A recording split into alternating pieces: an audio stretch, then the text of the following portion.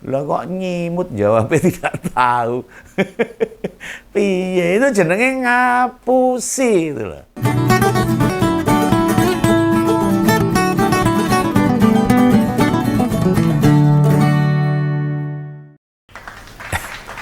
Halo, ketemu lagi dengan Ngompol Ngopini Politik bersama Om Begawan sing nganyelke seluruh dunia. Begawan Durno itu ada yang ngatain gitu, enggak apa-apa. Ya ini saya mau mengabarkan katanya ada anak hilang. Ada anak hilang nih, pada dicari nih di beberapa pihak. Ya kemana nih si anak yang katanya punya jabatan ini? Sampai hilang atau menghilangkan diri ini baru dicari. Bapak dan kakaknya juga pejabat loh. Nah kenapa ini ya? Yang Om Begawan maksud itu siapa lagi kalau bukan si KAE itu. Ketua Umum PSI itu diberitakan dicari KPK. Ini mau dimintai klarifikasi tentang penggunaan fasilitas private jet Gulfstream. Itu dengan nomor G650IR. G650ER. KPK sudah menyiapkan surat, harus ditandatangani. Tentu surat undangan untuk diklarifikasi. Dalam bahasa hukum tentang penggunaan fasilitas begini disebut gratifikasi. Nah, untuk memastikan adanya gratifikasi atau tidak, yang bersangkutan ya dipanggil. Lah nek dipanggil apa kaya dukun wae. Ya harus membuktikan kepada orang yang bersangkutan. Kemudian ditanya-tanya, diinterogasi di kantor polisi itu. Di KPK ya sama lah, diinterogasi lah. Nah surat itu berisi harapan hadirnya si KAE, tentu bukan surat cinta yang ada daunnya warnanya pink, bukan, atau surat tagihan atau surat teguran, kan nggak ada urusannya sama itu. Mbok nek timah. Lah masalahnya sekelas KPK itu bingung kok ngirim kemana surat panggilannya itu. Ora aneh toh itu. Lah kan si KAE itu ketua umum PSI, owner Persis Solo, pemilik berbagai usaha juga.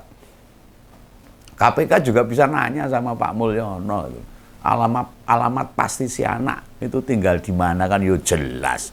Nanya pengurus PSI ya bisa, atau coba komunikasi sama Mas lah yang terpilih jadi wakil presiden itu.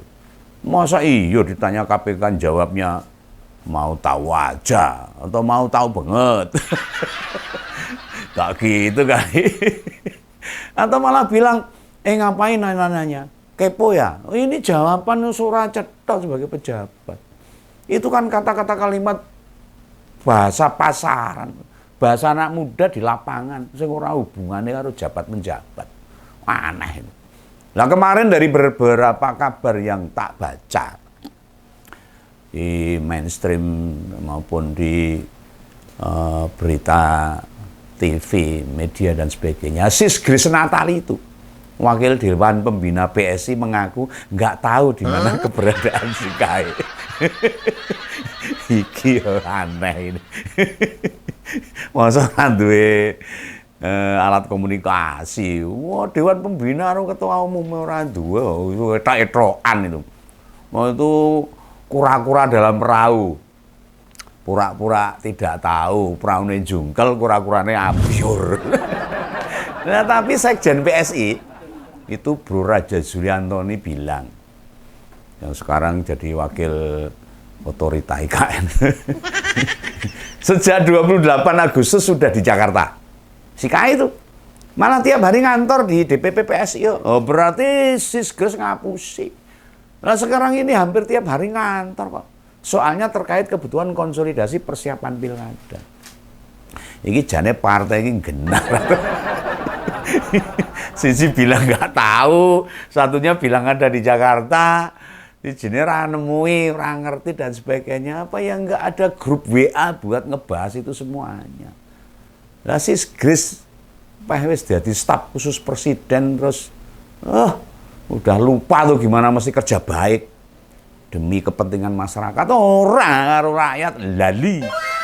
Alah, mau bagaimanapun yang dicari itu ketua umum PSI, ketua umum per partaimu itu loh. Lah kok nyimut jawabnya tidak tahu. Piye itu jenenge ngapusi itu loh. Iya toh, Sis Grace itu Natal itu sebagai ketua dewan pembina kok orang ngerti. Ya lucu itu. Lah kabar menghilangnya si Kae. Menghilang mau di mau delik. Lah sudah muncul beberapa hari kabarnya itu. Malah ada dibuat daftar hilang. Anehnya si bapak sama si Mase ya gak ngerespon kok. Oh, ada anaknya atau saudaranya begitu. Orang direspon pas ketoknya acuh gitu loh. Oh ya urusane itu loh. Dan tidak memikirkan bagaimana masyarakat mulai jengah itu. Keduanya pasti tahu, pasti. Namun memang sengaja meneng diam. Apa pada takut ditanya wartawan tentang si Kae? Lah ya mbok sudah lah. Sebelum surat itu dikirim, datangi KPK. Ayo tunjukkan pada kami. Rakyat kecil ini, kalian pejabat yang patuh hukum, kita suruh patuh hukum, jangan ndak. Ya cilaka rakyatnya. Nek gak berani datang sendiri, ya ditemenin kan banyak itu para pemuja dan para relawannya itu. Bila khawatir kesulitan menjawab para penyidik KPK atau petugas yang menerima kalian, yang ngajak lawyer atau penasihat hukum, pengacaranya kan banyak. Atau bagaimana hukum bisa tegak di negara ini? Bila pejabatnya nggak mau terbuka, nggak mau taat hukum, tidak ngasih keteladanan, menunjukkan contoh patuh hukum kepada masyarakat. Ya masyarakat ya akhirnya balelon. Ini pula yang bikin rakyat punya kesimpulan sendiri. Hukum itu tajam ke bawah, tumpul ke atas, beleri ke samping. Apa sih yang bikin si Kae nggak mau nongol di hadapan wartawan? Apa penyebabnya? Apa yang nggak malu pada jajaran di PSI? Di Persis Solo, di berbagai usaha yang dia bangun, ternyata pimpinannya ora taat hukum, jirih, ingah-ingi, ora kendel, gede tok awake. Lah karyawan atau anak buahnya pasti ikut merasa malu. No. Waduh, bosku ada masalah, bukan diselesaikan malah delik. Pasti pada bilang gitu, ngumpet. Delik itu tidak akan bisa ngerampungin masalah. Dibiarkan begitu saja, orang jadi mikirnya kan sampai kemana-mana, nuduhnya sampai kemana-kemana. Akhirnya netizen ya ngerujak sak geleme dhewe.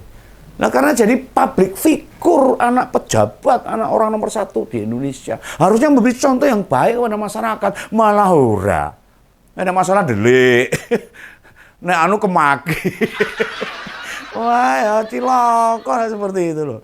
Apa sih Kae merasa tertampar dengan kehadiran Paus Fransiskus saat ini? Yang tidak mau tidur di hotel, cuma tidur di apa itu namanya itu apa ya, bukan di hotel lah pokoknya, yang ada hubungannya dengan negaranya dia. Kedutaan lah yang sama itu. Kendaraannya saja ya sekelas Innova Zenik itu. Duduknya saja di samping sopir, bukan di tengah, bukan kayak bos itu di tengah. Ya memang si Bapak Paus Fransiskus ini tokoh agama. Gak ada salahnya dia jadi contoh. Bukan hanya di Indonesia saja, tetapi seluruh dunia. Bukan hanya untuk umat Katolik saja, tapi umat Kristen, Muslim, Buddha, Hindu. Lah Mulyono bilang beberapa kali loh, agar para pejabat hidup sederhana.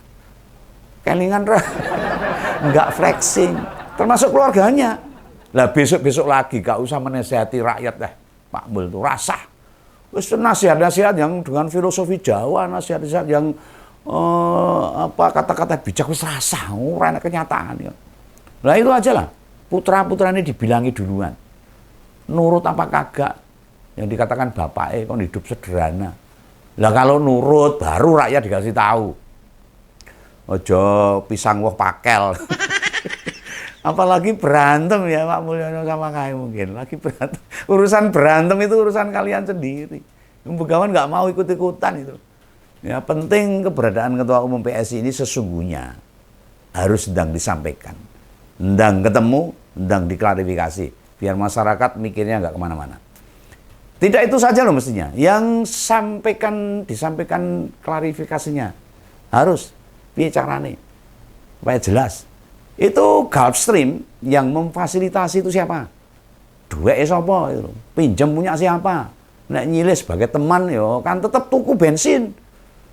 Oh, nek BBM pesawat itu. Bensin apa lengo klentik apa.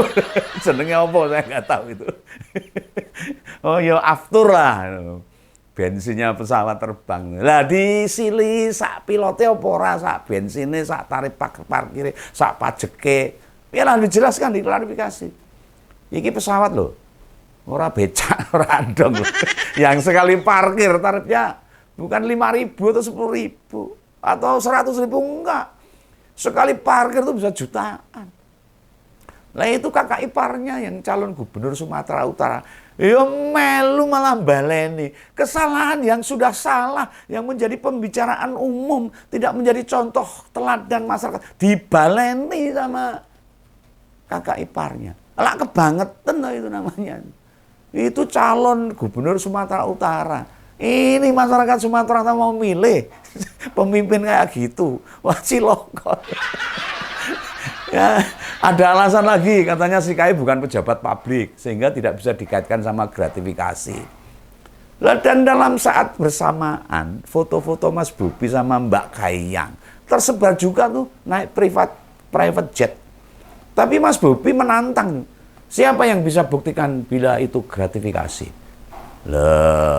Lalu sikap PSI kayak, sikap ketua PSI harusnya kayak kakak iparnya gini ini, ya toh. Jadi rampung, lah semua orang yang ngerti kok. Si KAI itu bukan pejabat publik, wis ngerti. Tapi siapa yang menjamin pemberian fasilitasi gratisan gak ada urusannya sama bapaknya? Atau bila tidak sama kakaknya yang masih menjadi pejabat, yang 45 hari lagi dilantik menjadi wakil presiden, dan 45 hari lagi bapaknya pensiun jadi presiden. Ya misalnya nih Om Begawan sendiri nih, sementara jadi ketua RT ini. Tiba-tiba putuku hampir tiap hari dikasih es krim sama seorang yang nggak tak kenal. Ya otomatis aku penasaran loh.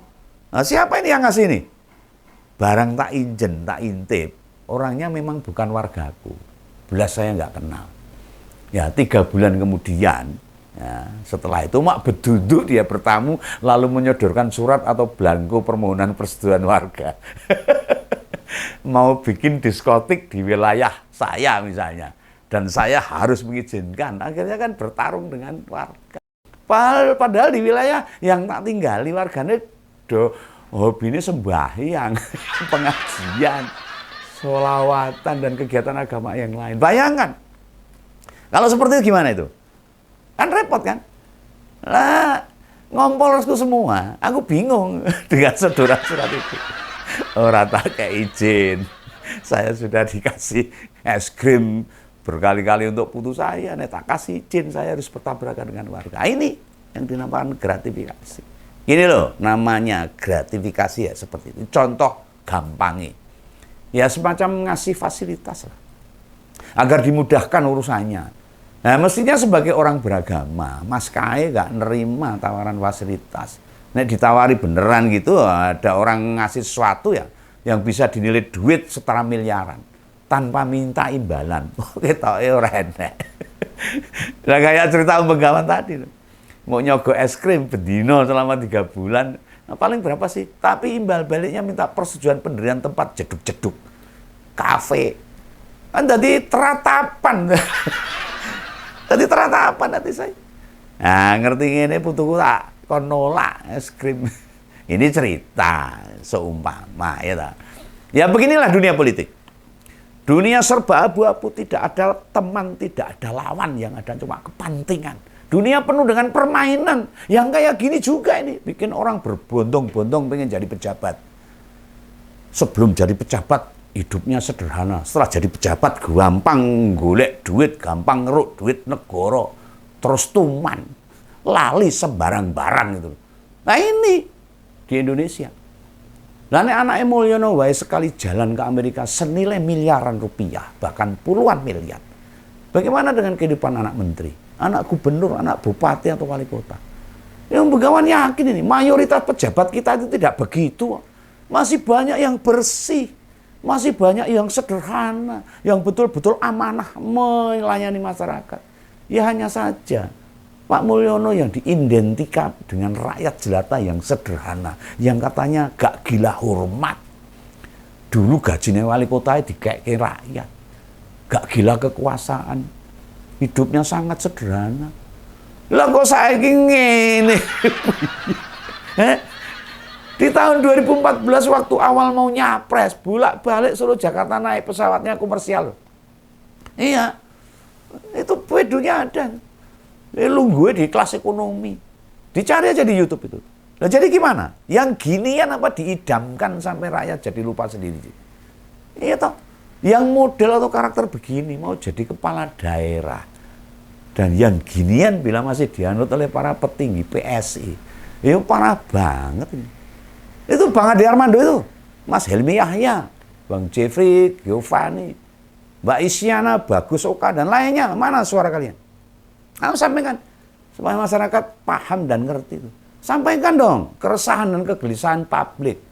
Anda kan sebagai public figure bisa mewakili apa yang menjadi kerenteking hati, tahu kerenteking hati, ngudal-udal hatinya masyarakat. Diwakili ngomongnya, cuma meneng wae. Minta itu ketua umum PSI bicara.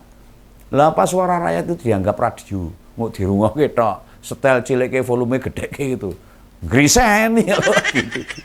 Hanya noise apa gitu, dengungan yang tak penting itu. Wes lah. Tibakno wong ki ya padha wae sami mawon setali 3 uang. Nek wis munggah bali lali karo janjine. Buwokonge nemplok ning kursi kelet dilem kayak gini. Biyen bicara mensejahterakan rakyat, ternyata pilih mensejahterakan warga. Boleh, bolak ini.